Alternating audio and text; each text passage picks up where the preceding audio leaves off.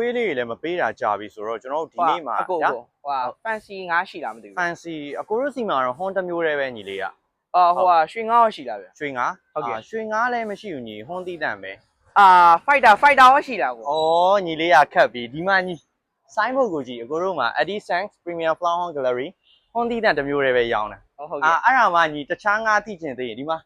ပုံလေးကြည့်ကြည့် Hon ပုံလေးတွေကြီးပဲအဲ့ဒါကိုညီအားမရသေးဘူးဆိုအထဲထဲဝင်ခဲ့အထဲထဲဝင်ခဲ့အထဲထဲမှာကြည့်ကြည့်ညီဒီဘက်ချမ်းကိုကြည့် Hon နေကြီးပဲဒီမှာလဲ Hon နေကြီးပဲတီးတန့်အဲ့ဒါမှအားမရဘူးဆိုရင်အထဲထိလိုက်ခဲ့အောင်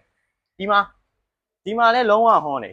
အဲ့တော့အကိုတို့တစ်ဆိုင်လုံးကတော့ Hon တစ်မျိုးတည်းပဲရောင်းတာ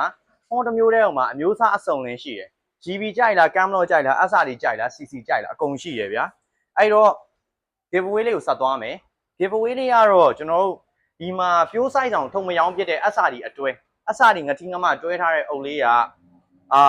share ဖြစ်ပြီးသားကောင်လေးတခု giveaway ပေးမယ်အဲ့တော့အဲ့ငါးလေးကိုလာကြည့်လိုက်အောင်အဲ့ငါးလေးကတော့ဒီမှာပဲလုံးဝ size ကလက်နှစ်ဆင်းနဲ့ဖြစ်ပြီးသားဘူးလေးကလည်းတီးနေပြီးသားလုံးဝ quality grade လေးဗျာကျွန်တော်တေချာထားပြီးတော့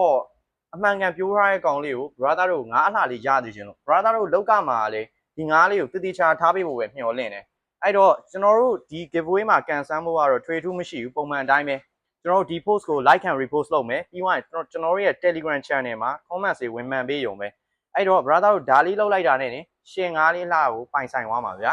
အဲ့တော့အားလုံးပဲကန်ဆန်းကြဖို့မျှော်လင့်ပါတယ် thank you ပါ